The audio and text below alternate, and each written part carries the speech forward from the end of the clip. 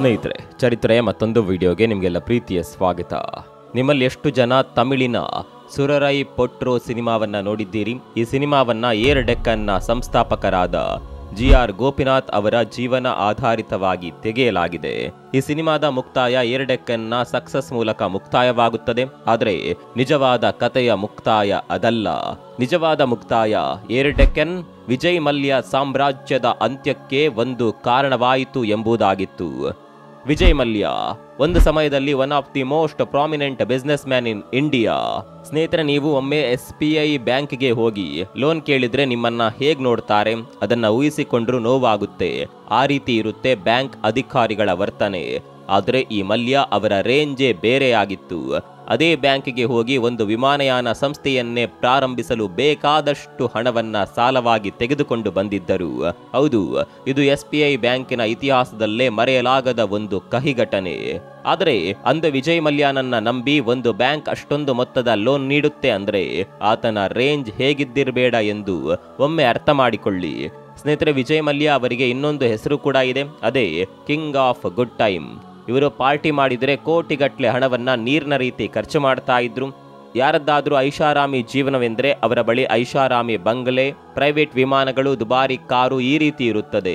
ಆದರೆ ಇವೆಲ್ಲವುಗಳು ವಿಜಯ್ ಮಲ್ಯ ಅವರಿಗೆ basic necessity ಮಾತ್ರವೇ ಆಗಿತ್ತು. ಅಂದು ಇವರ ಬಳಿ ಓಡಾಡಲು ಪ್ರೈವೇಟ್ ಬೋಯಿಂಗ್ 727 ವಿಮಾನ ಇತ್ತು, ಸುಮಾರು 250 ವಿಂಟೇಜ್ ಕಾರ್ಗಳಿತ್ತು, ಹಾಗೂ one of the most famous IPL team RCBಯ ಮಾಲೀಕರು ಕೂಡ ಆಗಿದ್ದರು. ಭಾರತದಲ್ಲಿ ಇವರನ್ನ ಲಿಕ್ಕರ್ ಕಿಂಗ್ ಎಂದೇ ಕರೆಯುತ್ತಿದ್ದರು. ಹೀಗೆ ಬದುಕಿದ ಮಲ್ಯ ತಾವು ಮಾಡಿದ ತಪ್ಪುಗಳಿಂದ ತಮ್ಮ ಬಳಿ ಇದ್ದದ್ದೆಲ್ಲವನ್ನ ಕಳೆದುಕೊಂಡು ವಿದೇಶಕ್ಕೆ ಪರಾರಿಯಾಗಬೇಕಾಯಿತು. ವಿಜಯ್ ಮಲ್ಯ ಸಾಮ್ರಾಜ್ಯದ ಅಂತ್ಯವಾಗಲು ಬಹುಮುಖ್ಯ ಕಾರಣವಾದ ತಪ್ಪೆಂದರೆ ಅದು ಕಿಂಗ್ ಫಿಶರ್ ಏರ್ಲೈನ್ ಶುರು ಮಾಡಿದ್ದು. ಈ ದಿನದ ಸಂಚಿಕೆಯಲ್ಲಿ ವಿಜಯ್ ಮಲ್ಯ ಅವರ ಲೈಫ್ ಸ್ಟೈಲ್ ಮತ್ತು ಕಿಂಗ್ ಫಿಶರ್ ಏರ್ಲೈನ್ನ ಅವನತಿ ಹಾಗೂ ಏರ್ ಡೆಕ್ಕನ್ ಕಿಂಗ್ ಫಿಶರ್ ಏರ್ಲೈನ್ನ ಅಂತ್ಯಕ್ಕೆ ಹೇಗೆ ಕಾರಣವಾಯಿತು ಅನ್ನೋದನ್ನ ತಿಳಿದುಕೊಳ್ಳೋಣ.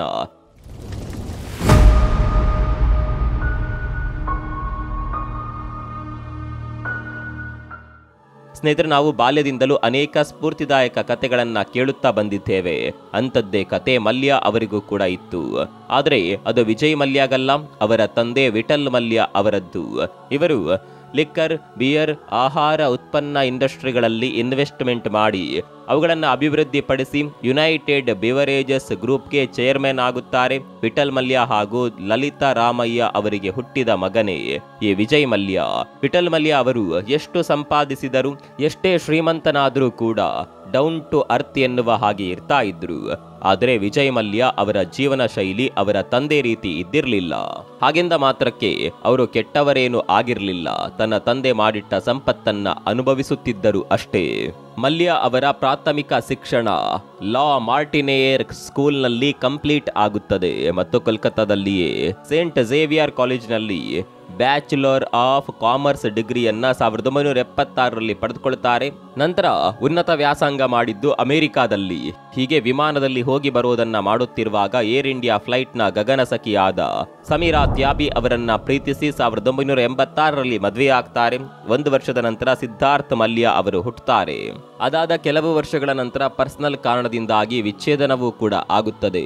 ಆದರೆ ವಿಜಯ್ ಮಲ್ಯ ತುಂಬಾ ಸಂದರ್ಶನಗಳಲ್ಲಿ ಸಮೀರಾ ಜೊತೆ ಉತ್ತಮ ಸಂಬಂಧವಿದೆ ಎಂದು ಹೇಳಿಕೊಂಡಿದ್ದರು. ನಂತರ ತನ್ನ ಬಾಲ್ಯದ ಗೆಳತಿಯಾದ ರೇಖಾ ಅವರನ್ನ 1993ರಲ್ಲಿ ಮದುವೆಯಾಗ್ತಾರೆ. ಅಷ್ಟರಲ್ಲಿಯೇ ರೇಖಾ ಅವರಿಗೆ 2 ಬಾರಿ ಮದುವೆಯಾಗಿ ಲೈಲಾ ಮತ್ತು ಕಬೀರ್ ಎಂಬ 2 ಮಕ್ಕಳು ಇರುತ್ತಾರೆ. ನಂತರ ಲೇಯನ್ನ ಮತ್ತು ತಾನ್ಯಾ ಎಂಬ 2 ಮಕ್ಕಳು ಮಲ್ಯ ಮತ್ತು ರೇಖಾರಿಗೆ ಹುಟ್ಟುತ್ತಾರೆ. ಮುಂದೆ ಮಲ್ಯ ಅವರು ರೇಖಾ ಅವರ ಮಗಳಾದ ಲೈಲಾರನ್ನ ದತ್ತು ಪಡೆದುಕೊಳ್ಳುತ್ತಾರೆ. ಇದಾದ ನಂತರ ವಿಜಯ್ ಮಲ್ಯ ಅವರು 3ನೇ ಮದುವೆ ಆಗುತ್ತಿದ್ದಾರೆ ಎಂಬ ಗಾಸಿಪ್ಗಳು ಕೂಡ ಕೇಳಿ ಬರ್ತಾ ಇತ್ತು. ಅದು ಕೂಡ ಕಿಂಗ್ ಫಿಶರ್ ಏರ್ಲೈನ್ಸ್ನ ಗಗನಸಖಿ ಪಿಂಕ್ ಲಾಲ್ ವಾಣಿ ಅವರ ಜೊತೆ ರಿಲೇಶನ್ಶಿಪ್ನಲ್ಲಿ ಮಲ್ಯ ಇದ್ದಾರೆ, 3ನೇ ಬಾರಿ ಮದುವೆ ಆಗುತ್ತಿದ್ದಾರೆ ಎಂದು ಗಾಸಿಪ್ ಕೇಳಿ ಬರುತ್ತದೆ. ಆದರೆ ಆ ಮದುವೆ ನಡೆಯದೆ ಬರೀ ಗಾಸಿಪ್ ಸುದ್ದಿಯಾಗಿಯೇ ಉಳಿದು ಹೋಗುತ್ತೆ. ಸ್ನೇಹಿತರೆ, 1983ರಲ್ಲಿ ವಿಠಲ್ ಮಲ್ಯ ಅವರು ಸಾವನ್ನಪ್ಪುತ್ತಾರೆ. ನಂತರ ವಿಜಯ್ ಮಲ್ಯ ಯುನೈಟೆಡ್ ಬಿವರೇಜರ್ಸ್ ಗ್ರೂಪ್ಗೆ ಚೇರ್ಮನ್ ಆಗ್ತಾರೆ.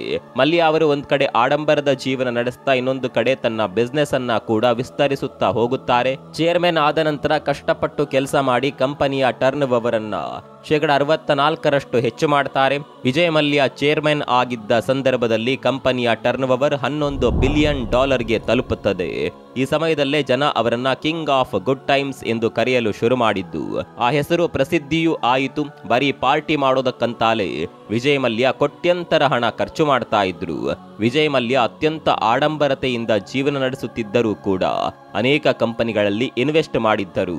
1990ರಲ್ಲಿ Berger paints, Best and Crompton, Mangalore chemicals and fertilizers, the Asian Age, news paper and the publisher of film magazines, cine blitz ಎಂಬ ಬಾಲಿವುಡ್ ಮ್ಯಾಗಝೀನ್ಸ್, ಹೀಗೆ ಅನೇಕ ಕಂಪನಿಗಳನ್ನ ಕೊಂಡುಕೊಳ್ತಾರೆ. ಹೀಗೆ ತನ್ನ ಬಿಸ್ನೆಸ್ ಅನ್ನ ಎಕ್ಸ್ಪ್ಯಾಂಡ್ ಮಾಡಿಕೊಂಡು ಕೋಟಿಗಟ್ಟಲೆ ಹಣವನ್ನ ಸಂಪಾದಿಸುತ್ತಿದ್ದರು ವಿಜಯ್ ಮಲ್ಯ. ಸ್ನೇಹಿತರೆ, ಹೀಗೆ ತನ್ನ ಬಿಸ್ನೆಸ್ ಅನ್ನ ವಿಸ್ತರಿಸುತ್ತಾ ಹೋಗುತ್ತಿರುವಾಗ ಮಲ್ಯ ಅವರಿಗೆ ಒಂದು ಐಡಿಯಾ ಬರುತ್ತದೆ. ಅದೇನೆಂದ್ರೆ, ತಾನು ಒಂದು ಏರ್ಲೈನ್ಸ್ ಅನ್ನ ಸ್ಟಾರ್ಟ್ ಮಾಡಬೇಕೆಂದು ಅಂದುಕೊಳ್ತಾರೆ. ಆ ಸಮಯದಲ್ಲಿ ಭಾರತದಲ್ಲಿ ಇದ್ದ ಏರ್ಲೈನ್ ಬಿಸ್ನೆಸ್ಸೇ ಬೇರೆಯಾಗಿತ್ತು. ವಿಜಯ್ ಮಲ್ಯ ಅಂದುಕೊಂಡ ಬಿಸ್ನೆಸ್ಸೇ ಬೇರೆಯಾಗಿತ್ತು. ಮಲ್ಯ ಅವರು ಫ್ಲೈಟ್ ನಲ್ಲಿ ಓಡಾಡೋದನ್ನ ಲಕ್ಸುರಿ ಜೀವನ ಕೋರಿಕೊಳ್ಳುವ ಜನರು ಮಾತ್ರ ಎಂದುಕೊಳ್ಳುತ್ತಾರೆ. ಭಾರತದಲ್ಲಿ ಟ್ರಾನ್ಸ್ಪೋರ್ಟೇಷನ್ ಎಂಬುದು ಒಂದು ನೆಸೆಸಿಟಿ ಮಾತ್ರವೇ, ಬದಲಾಗಿ ಲಕ್ಸುರಿ ಅಲ್ಲ. ಕೆಲವರು ಮಾತ್ರ ಲಕ್ಸುರಿ ಜೀವನಕ್ಕಾಗಿ ಹೆಚ್ಚು ಹಣವನ್ನ ಪೇ ಮಾಡ್ತಾರೆ. ಇದನ್ನ ಮಲ್ಯ ಅರ್ಥ ಮಾಡಿಕೊಳ್ಳದೆ ಹೋಗ್ತಾರೆ. 2005ರಲ್ಲಿ ಮಲ್ಯ ತನ್ನ ಮಗನ 18ನೇ ವರ್ಷದ ಹುಟ್ಟುಹಬ್ಬದ ಪ್ರಯುಕ್ತ ಕಿಂಗ್ ಫಿಶರ್ ಏರ್ಲೈನ್ ಅನ್ನ ಶುರು ಮಾಡ್ತಾರೆ. ಇಲ್ಲಿ ಮಲ್ಯ ಅವರು ಒಂದು ಜೀನಿಯಸ್ ಬಿಸ್ನೆಸ್ ಟ್ರಿಕ್ ಅನ್ನ ಅನುಸರಿಸಿದ್ದರು. ಅದುವೇ ತನ್ನ ವಿಮಾನಯಾನ ಸಂಸ್ಥೆಗೆ ಕಿಂಗ್ ಫಿಶರ್ ಏರ್ಲೈನ್ಸ್ ಎಂದು ಹೆಸರಿಟ್ಟಿದ್ದು. ಆ ಸಮಯದಲ್ಲಿ ಕಿಂಗ್ ಫಿಶರ್ ಬಿಯರ್ ತುಂಬಾನೇ ಫೇಮಸ್ ಆಗಿತ್ತು. ಇದನ್ನ ಮೊದಲು 1857ರಲ್ಲಿ ತಯಾರು ಮಾಡಲಾಯಿತು. ಮಲ್ಯ ಅವರು ಇದರ ಕೆಪಾಬಿಲಿಟಿ ತಿಳಿದುಕೊಂಡು 1978ರಲ್ಲಿ ಇದನ್ನ ಲಾಂಚ್ ಮಾಡ್ತಾರೆ. ಆಗಿನಿಂದಲೂ ಈ ಬ್ರ್ಯಾಂಡ್ ಎಲ್ಲರಿಗೂ ಪರಿಚಯವಾಗುತ್ತದೆ. ಈ ಬಿಯರ್ ಕೇವಲ ಮಧ್ಯಮ ಮತ್ತು ಬಡ ಜನರಿಗಲ್ಲದೆ ಶ್ರೀಮಂತ ವರ್ಗದ ಜನರಿಗೂ ಕೂಡ ಬಲು ಪ್ರಿಯವಾಗಿತ್ತು. ಎಲ್ಲಾ ವರ್ಗದ ಜನರಿಗೂ ಈ ಕಿಂಗ್ ಫಿಶರ್ ಬಿಯರ್ ಎಂಬ ಹೆಸರು ಪರಿಚಯವಾಗಿರೋದ್ರಿಂದಲೇ ತನ್ನ ಏರ್ಲೈನ್ಸ್ ಬ್ರ್ಯಾಂಡ್ಗೂ ಕೂಡ ಈ ಹೆಸರನ್ನೇ ಇಡ್ತಾರೆ. ಹೀಗೆ ಕಿಂಗ್ ಫಿಶರ್ ಹೆಸರನ್ನ ತಮ್ಮ ಏರ್ಲೈನ್ಸ್ಗೆ ಉಪಯೋಗಿಸಿಕೊಳ್ತಾರೆ.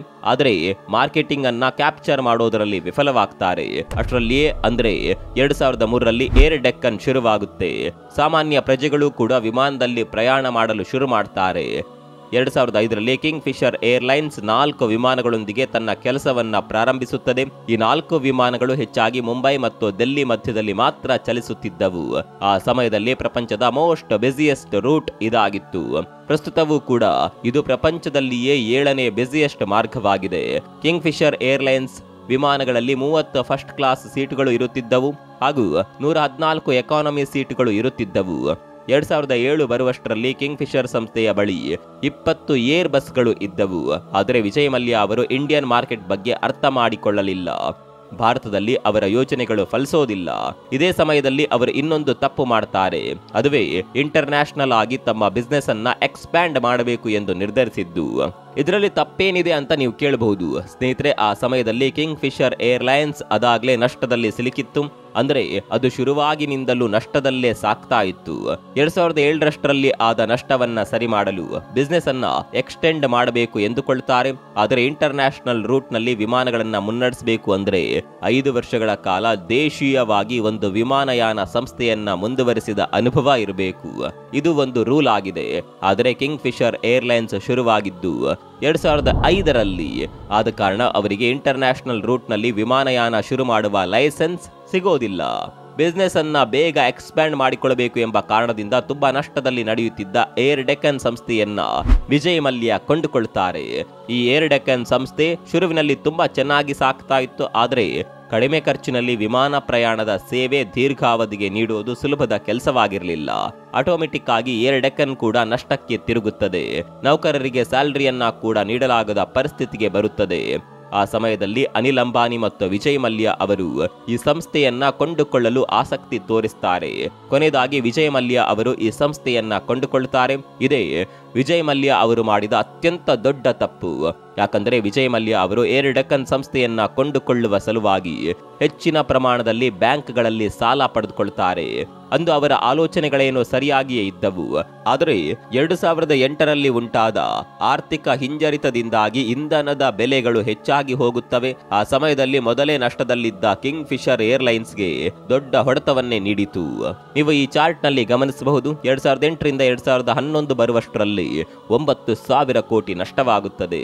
ಇಷ್ಟೇ ಅಲ್ಲದೆ ಬ್ರಿಟನ್ ದೇಶದಲ್ಲಿದ್ದ ಸೆಲ್ ಕಂಪನಿಗಳನ್ನ ತೋರಿಸಿ ಸುಮಾರು 17 ಭಾರತೀಯ ಬ್ಯಾಂಕ್ಗಳಲ್ಲಿ 6,960 ಕೋಟಿ ಸಾಲವನ್ನ ಪಡೆಯುತ್ತಾರೆ ಮಲ್ಯ. ಕಿಂಗ್ ಫಿಶರ್ ಏರ್ಲೈನ್ನ ಉತ್ತುಂಗದ ಸಮಯದಲ್ಲಿ ಅದರ ಬಳಿ 69 ಏರ್ಕ್ರಾಫ್ಟ್ಗಳು ಇದ್ದವು. 2010 ಬರುವಷ್ಟರಲ್ಲಿ ಅದು 41 ಏರ್ಕ್ರಾಫ್ಟ್ಗಳಿಗೆ ಬಂದು ನಿಲ್ಲುತ್ತದೆ. ಅಷ್ಟರಲ್ಲಾಗಲೇ ಸಾವಿರಾರು ಕೋಟಿ ನಷ್ಟವನ್ನ ಕೂಡ ಅನುಭವಿಸಿತ್ತು ಕಿಂಗ್ ಫಿಶರ್ ಏರ್ಲೈನ್. ಕ್ರೆಡಿಟರ್ಸ್ಗಳಿಗೆ ಕೊಟ್ಟ ಚೆಕ್ಗಳು ಕೂಡ ಫೇಲ್ ಆದವು. ನೌಕರರಿಗೆ ವೇತನ ಕೊಡದೆ ಹೋದ್ರು. ಅಷ್ಟರಲ್ಲೇ ಮಲ್ಯ ಅವರು ಲೋನ್ ಆಗಿ ತೆಗೆದುಕೊಂಡ ಹಣವನ್ನ ಇನ್ವೆಸ್ಟ್ ಮಾಡಿದ್ರೂ ಕೂಡ ಉಪಯೋಗವಾಗೋದಿಲ್ಲ. ಮುಂದೆ ಅನೇಕ ಬ್ಯಾಂಕ್ಗಳು ಇನ್ನೂ ನಿಮಗೆ ಸಾಲ ಕೊಡೋದಿಲ್ಲ ಅಂತ ಹೇಳಿಬಿಡ್ತಾವೆ. ಇನ್ನು ಇದೇ ಸಮಯದಲ್ಲೇ ಮಲ್ಯ ಅವರು ಹೊಸ ಹೂಡಿಕೆದಾರರಿಗಾಗಿ ಹುಡುಕಾಟ ಮಾಡ್ತಾರೆ. ಹೂಡಿಕೆದಾರರು ಬಂದರೂ ಸಹ ಅವರೆಲ್ಲರೂ ವಿದೇಶಿ ಹೂಡಿಕೆದಾರರಾಗಿರುತ್ತಾರೆ. ಆ ಸಮಯದಲ್ಲಿ ಭಾರತೀಯ ನೇವಿಯೇಷನ್ ರೆಗ್ಯುಲೇಷನ್ ಪ್ರಕಾರ ವಿದೇಶಿ ಹೂಡಿಕೆದಾರರು ಭಾರತದಲ್ಲಿ ಹೂಡಿಕೆ ಮಾಡಲಾಗೋದಿಲ್ಲ. ಇದರ ಹಿಂದೆ ರಾಜಕೀಯ ಕೈವಾಡ ಇದೆ ಎಂದು ಕೂಡ ಹೇಳ್ತಾರೆ. 2012 ಅಕ್ಟೋಬರ್ನಲ್ಲಿ ಕಿಂಗ್ ಫಿಶರ್ ಏರ್ಲೈನ್ನ ನೌಕರರು ಕೂಡ ಸ್ಯಾಲರಿ ಕೊಡುತ್ತಿಲ್ಲ ಎಂದು ಪ್ರತಿಭಟನೆ ಮಾಡೋದಕ್ಕೆ ಶುರು ಮಾಡ್ತಾರೆ. ವಿಮಾನಗಳು ನಿಂತು ಹೋಗುತ್ತವೆ. ಅಕ್ಟೋಬರ್ 20, 2018ರಲ್ಲಿ ಭಾರತೀಯ ನಾಗರಿಕ ವಿಮಾನಯಾನ ಮಹಾನಿರ್ದೇಶನಾಲಯ ಕಿಂಗ್ ಫಿಶರ್ ಏರ್ಲೈನ್ಸ್ನ ಪರವಾನಗಿಯನ್ನ ರದ್ದು ಮಾಡಿತು. ನಂತರ ಕಿಂಗ್ ಫಿಶರ್ ಏರ್ಲೈನ್ಸ್ 63 ಕೋಟಿ ಟ್ಯಾಕ್ಸ್ ಕಟ್ಟಿಲ್ಲವೆಂದು service tax department king Fisher ಏರ್ಲೈನ್ಸ್ನ ಒಂದು ವಿಮಾನವನ್ನ ಸೀಸ್ ಕೂಡ ಮಾಡುತ್ತದೆ. ನಂತರ ಈ ನ್ಯೂಸ್ ಎಲ್ಲಾ ಕಡೆ ಸ್ಪ್ರೆಡ್ ಆಗುತ್ತದೆ. ಆಗ ಕಿಂಗ್ ಫಿಶರ್ ಏರ್ಲೈನ್ನ ಷೇರುಗಳು ಕೂಡ ಬೀಳಲು ಪ್ರಾರಂಭಿಸುತ್ತದೆ. ಅಷ್ಟರಲ್ಲೇ ಬ್ಯಾಂಕ್ಗಳು ಸಾಲವನ್ನ ಹಿಂದಿರುಗಿಸುವಂತೆ ಒತ್ತಾಯ ಮಾಡಲು ಶುರು ಮಾಡುತ್ತದೆ. ಮಲ್ಯ ಅವರು ತಮ್ಮ ಪೊಲಿಟಿಕಲ್ ಪವರ್ ಅನ್ನ ಉಪಯೋಗಿಸಿ ಹಣವನ್ನ ಕಟ್ಟಲು ಸ್ವಲ್ಪ ಸಮಯದವರೆಗೆ ಬ್ಯಾಂಕ್ಗಳು ಕಾಯುವ ಹಾಗೆ ಮಾಡ್ತಾರೆ. ಆದರೆ ಬ್ಯಾಂಕ್ಗಳು ಮಾರ್ಚ್ 2, 2016ರಲ್ಲಿ ಹಣವನ್ನ ಹಿಂದಿರುಗಿಸಲೇಬೇಕು ಎಂದು ಒತ್ತಾಯ ಮಾಡಿದಾಗ ಅಷ್ಟರಲ್ಲಾಗಲೇ ಮಲ್ಯ ಅವರು ಬ್ಯಾಂಕುಗಳಿಗೆ 9,000 ಕೋಟಿ ಸಾಲ ಮಾಡಿರುತ್ತಾರೆ. ಈ ಸಾಲ ಕಟ್ಟಲಾಗದೆ ಮಲ್ಯ ಲಂಡನ್ಗೆ ಓಡಿ ಹೋಗಬೇಕಾಯಿತು. ಸ್ನೇಹಿತರೆ, ಈಗ ಇಲ್ಲಿ ಬ್ಯಾಂಕ್ಗಳು ಮಾಡಿದ ತಪ್ಪು ಮತ್ತು ಈ ಪ್ರಕರಣದಲ್ಲಿ ರಾಜಕೀಯ ಕೈವಾಡ ಹೇಗೆ ಇತ್ತು ಎಂಬುದನ್ನು ತಿಳಿದುಕೊಳ್ಳೋಣ. ವಿಜಯ್ ಮಲ್ಯ ಅವರು ತಮ್ಮ ತವರು ರಾಜ್ಯವಾದ ಕರ್ನಾಟಕದಿಂದ 2 ಬಾರಿ ಸ್ವತಂತ್ರ ಸದಸ್ಯರಾಗಿ ರಾಜ್ಯಸಭೆಗೆ ಆಯ್ಕೆಯಾಗುತ್ತಾರೆ. 2002ರಲ್ಲಿ ಜೆಡಿಎಸ್ ಮತ್ತು ಕಾಂಗ್ರೆಸ್ ಬೆಂಬಲದೊಂದಿಗೆ ಹಾಗೂ 2010ರಲ್ಲಿ ಜೆಡಿಎಸ್ ಮತ್ತು ಬಿಜೆಪಿಯ ಬೆಂಬಲದೊಂದಿಗೆ ರಾಜ್ಯಸಭಾ ಸದಸ್ಯರಾಗಿ ಆಯ್ಕೆಯಾಗ್ತಾರೆ. ಅಲ್ಲಿಂದ 2016ರವರೆಗೂ ಅವರ ಮೇಲಿದ್ದ ಕೇಸ್ಗಳು ಹೊರಬಂದ್ರು. ಆ ಸಮಯದಲ್ಲಿ ಅವರು ಎಂಪಿ ಆಗಿಯೇ ಇದ್ರು. ಮೇ 2, 2016ರಲ್ಲಿ ರಾಜ್ಯಸಭೆಯ ಎಥಿಕ್ಸ್ ಪ್ಯಾನಲ್ ವಿಜಯ್ ಮಲ್ಯ ರಾಜ್ಯಸಭಾ ಸದಸ್ಯರಾಗಿ ಇರಬಾರದು ಎಂದು ನಿರ್ಧಾರ ತೆಗೆದುಕೊಳ್ಳುತ್ತೆ. ಆನಂತರ ಮಲ್ಯ ಭಾರತ ಬಿಟ್ಟು ಹೋಗ್ತಾರೆ. ಮಲ್ಯ ಅವರು ತಮ್ಮ ರಾಜೀನಾಮೆ ಪತ್ರದಲ್ಲಿ ಈ ರೀತಿ ಬರೆದಿದ್ರು: ನನ್ನ ಮೇಲೆ ಸರ್ಕಾರಿ ಸಂಸ್ಥೆ ತಪ್ಪು ಪ್ರಚಾರ ಮಾಡಿದೆ. ಇದು ನನಗೆ ಆಶ್ಚರ್ಯ ಉಂಟು ಮಾಡಿದೆ. 2012ರಲ್ಲಿ ತನ್ನ ಸಂಸ್ಥೆ ದಿವಾಳಿ ಆಗದಂತೆ ಒಂದು ಮಾರ್ಗ ಸಿಕ್ಕಿತ್ತು. ಅದುವೇ ಫಾರಿನ್ ಇನ್ವೆಸ್ಟ್ಮೆಂಟ್. ಅಂದಿನ ಸರ್ಕಾರ ವಿದೇಶಿ ಹೂಡಿಕೆಯನ್ನ ಒಪ್ಪಿಕೊಳ್ಳೋದಿಲ್ಲ. ಇದಕ್ಕೆ ಕಾರಣ 2010ರಲ್ಲಿ ಎಂಪಿ ಆಗಿ ಸ್ಪರ್ಧೆ ಮಾಡಿದಾಗ ನಾನು ಕಾಂಗ್ರೆಸ್ ಅನ್ನ ಬಿಟ್ಟು ಬಿಜೆಪಿ ಸಪೋರ್ಟ್ ತೆಗೆದುಕೊಂಡು ಗೆದ್ದಿದ್ದೆ. ಇದೇ ಕಾರಣಕ್ಕೆ ಕೇಂದ್ರದಲ್ಲಿದ್ದ ಕಾಂಗ್ರೆಸ್ ಸರ್ಕಾರ ನನ್ನನ್ನು ದಿವಾಳಿ ಮಾಡಿತು ಎಂದು ವಿಜಯ್ ಮಲ್ಯ ಹೇಳ್ತಾರೆ. ಇಲ್ಲಿ ಹೇಳಬೇಕಾದ್ರೆ ಕಾಂಗ್ರೆಸ್ ಅಥವಾ ಬಿಜೆಪಿ ಯಾವುದೇ ಪಕ್ಷದ ತಪ್ಪಿಲ್ಲ ಅನ್ನುವ ಮಾತುಗಳು ಕೂಡ ಇದೆ. ಮಲ್ಯ ಅವರು ಪಕ್ಕಾ ಪ್ಲಾನ್ ಮಾಡಿ ಅನುಸರಿಸಿದ ದೊಡ್ಡ ಸ್ಕೆಚ್ ಇದಾಗಿತ್ತು ಎನ್ನಲಾಗುತ್ತೆ. ಆ ಸಮಯದಲ್ಲಿ ಭಾರತೀಯ ಬ್ಯಾಂಕ್ಗಳು ಅಭಿವೃದ್ಧಿ ಹೊಂದುತ್ತಿದ್ದವು. ಅಲ್ಲಿ ಸರಿಯಾದ ಟರ್ಮ್ ಅಂಡ್ ಕಂಡೀಷನ್ಸ್ ಇರಲಿಲ್ಲ. ಅಲ್ಲಿದ್ದ ಲೂಪ್ ಹೋಲ್ಗಳನ್ನ ಉಪಯೋಗಿಸಿಕೊಂಡು ಹಣವನ್ನ ಕಳ್ಳತನ ಮಾಡ್ತಾರೆ ಮಲ್ಯ. ಇದು ಹೇಗೆ ಎಂದು ಅರ್ಥವಾಗಬೇಕಾದರೆ ವಿಜಯ್ ಮಲ್ಯ ಅವರು ಯಾವ ರೀತಿ ಸಾಲವನ್ನ ತೆಗೆದುಕೊಂಡಿದ್ದಾರೆ ಮತ್ತು ಅದನ್ನ ಎಲ್ಲಿ ಹೂಡಿಕೆ ಮಾಡಿದ್ದಾರೆ ಎಂದು ಮೊದಲು ತಿಳಿಯಬೇಕು. ಸಾಮಾನ್ಯವಾಗಿ ಬ್ಯಾಂಕುಗಳು ಸಾಲವನ್ನ ಕೊಡಬೇಕಾದರೆ ವಸ್ತುವನ್ನ ಇಲ್ಲವೇ ದಾಖಲೆಗಳ ಮೇಲೆ ಅಡವಿಟ್ಟುಕೊಂಡು 90%ರವರೆಗೂ ಸಾಲವನ್ನ ಕೊಡುತ್ತವೆ. ಆದರೆ ದೊಡ್ಡ ದೊಡ್ಡ ಸಾಲವನ್ನ ಕೊಡುವಾಗ ಹೇಗೆ ಕೊಡ್ತಾರೆ ಅಂದ್ರೆ ದೊಡ್ಡ ದೊಡ್ಡ ಸ್ಥಳವನ್ನ, ಕಟ್ಟಡವನ್ನ, ದೊಡ್ಡ ದೊಡ್ಡ ಮಿಷನರಿಗಳನ್ನ ಅಡವಿಟ್ಟುಕೊಂಡು ಸಾಲವನ್ನ ಕೊಡ್ತಾರೆ. ಆದರೆ ವಿಜಯ್ ಮಲ್ಯ ಅವರ ವಿಷಯದಲ್ಲಿ office stationery, boarding pass, printers, folding chairs, computer screen, wooden table ಹೀಗೆ ಯಾವುದು ಕಣ್ಣಿಗೆ ಕಾಣುತ್ತದೋ ಅದರ ಮೇಲೆ ಸಾಲವನ್ನ ಕೊಡ್ತಾರೆ. ಸಾಮಾನ್ಯವಾಗಿ ಯಾವುದೇ ಬ್ಯಾಂಕುಗಳು ಈ ರೀತಿ ವಸ್ತುಗಳ ಮೇಲೆ ಸಾಲ ಕೊಡೋದಿಲ್ಲ. ಯಾಕಂದ್ರೆ ಇವೆಲ್ಲವೂ ಕರೆಂಟ್ ಅಸೆಟ್ಗಳಾಗಿವೆ. ನಿಮ್ಗೆ ಅರ್ಥವಾಗುವ ರೀತಿ ಹೇಳಬೇಕಾದ್ರೆ ಇವೆಲ್ಲವೂ ಒಂದು ಸ್ಥಳದಿಂದ ಮತ್ತೊಂದು ಸ್ಥಳಕ್ಕೆ ವರ್ಗಾಯಿಸಬಹುದಾದ ವಸ್ತುಗಳಾಗಿದೆ. ಇವುಗಳನ್ನ ಯಾವುದೇ ದಾಖಲೆಗಳಿಲ್ಲದೆ ಮಾರಾಟ ಕೂಡ ಮಾಡಬಹುದು. ಆದರೆ ಸ್ಥಳ ಕಟ್ಟಡವನ್ನ ದಾಖಲೆಗಳಿಲ್ಲದೆ ಮಾರಾಟ ಮಾಡಲಾಗೋದಿಲ್ಲ. ಈಗ ನೀವೇ ಆಲೋಚಿಸಿ, ಇಂತಹ ದಾಖಲೆಗಳಿಲ್ಲದ ವರ್ಗಾಯಿಸಬಹುದಾದ ವಸ್ತುಗಳ ಮೇಲೆ SBI ಸಾಲವನ್ನ ನೀಡುತ್ತದೆ. ಹಾಗೆಯೇ ಇನ್ನುಳಿದ ಬ್ಯಾಂಕ್ಗಳು ಕೂಡ ಸಾಲವನ್ನ ನೀಡುತ್ತವೆ. ಹೀಗೆ ಇದರಲ್ಲಿದ್ದ ಲೂಪ್ ಹೋಲ್ಗಳನ್ನ ಮಲ್ಯ ಅವರು ಉಪಯೋಗಿಸಿಕೊಳ್ತಾರೆ. SBIನ ಚೇರ್ಮನ್ ಆಗಿದ್ದ ಓಂ ಪ್ರಕಾಶ್ ಭಟ್ ಇವರು ಇಷ್ಟ ಬಂದಂತೆ ಮಲ್ಯ ಅವರಿಗೆ ಲೋನ್ ಅನ್ನ ನೀಡ್ತಾರೆ. ಇನ್ನೊಂದು ಕಡೆ ಇವರು ವಿಜಯ್ ಮಲ್ಯ ಅವರಿಗೆ ಮಾರಾಟವಾಗಿದ್ರು ಎಂಬ ರೂಮರ್ಸ್ಗಳು ಕೂಡ ಇವೆ. ಯಾವುದೇ ಸರಿಯಾದ ಟರ್ಮ್ಸ್ ಅಂಡ್ ಕಂಡೀಷನ್ ಫಾಲೋ ಮಾಡದೆ ಸಾಲ ನೀಡಿದ್ರು. ತೆಗೆದುಕೊಂಡ ಲೋನ್ ಅನ್ನ ವಿಜಯ್ ಮಲ್ಯ ಕಿಂಗ್ ಫಿಶರ್ ಏರ್ಲೈನ್ಸ್ಗೆ ಉಪಯೋಗಿಸದೆ United Kingdom, United States, Switzerland, France ಮತ್ತು ಸೌತ್ ಆಫ್ರಿಕಾ ಹೀಗೆ 7 ದೇಶಗಳಲ್ಲಿ ಸೆಲ್ ಕಂಪನಿಗಳ ಮೇಲೆ ಹೂಡಿಕೆ ಮಾಡ್ತಾರೆ. ಮಲ್ಯ ಅವರಿಗೆ ಬ್ಯಾಂಕುಗಳಿಂದ ಬಂದ ಸಾಲದ ಹಣವನ್ನ ಈ ಕಂಪನಿಗೆ ವರ್ಗಾಯಿಸ್ತಾರೆ. ಈ ಕಂಪನಿಗಳಿಗೆ ಯಾವುದೇ ಆದಾಯವಿಲ್ಲ, ಹೇಳಬೇಕಾದ್ರೆ ಅವುಗಳು ಆಕ್ಟಿವ್ ಆಗಿ ಕೂಡ ಇರೋದಿಲ್ಲ. ಮಲ್ಯ ಅವರು ಆ ಸಾಲದ ಹಣದಿಂದಲೇ RCB ತಂಡವನ್ನ 476 ಕೋಟಿ ಹಣವನ್ನ ಕೊಟ್ಟು ಖರೀದಿ ಮಾಡ್ತಾರೆ. ಇವೆಲ್ಲವೂ ಸಾರ್ವಜನಿಕ ಬ್ಯಾಂಕುಗಳಿಂದ ತೆಗೆದುಕೊಂಡ ಹಣದಿಂದಲೇ ಮಾಡ್ತಾರೆ. ಸ್ನೇಹಿತರೆ, ವಿಜಯ್ ಮಲ್ಯ ಅವರು ಕಂಪನಿಗಳ ನಷ್ಟದಿಂದಾಗಿ ದಿವಾಳಿ ಆಗ್ಲಿಲ್ಲ, ಬದಲಾಗಿ ಅವರು ಮಾಡಿದ ತಪ್ಪುಗಳಿಂದಾಗಿಯೇ ದಿವಾಳಿಯಾದರು. ವಿಜಯ್ ಮಲ್ಯ ಅವರ ಈ ಪತನದ ಬಗ್ಗೆ ನಿಮ್ಗೇನನ್ಸುತ್ತೆ? ಕಾಮೆಂಟ್ ಮಾಡಿ.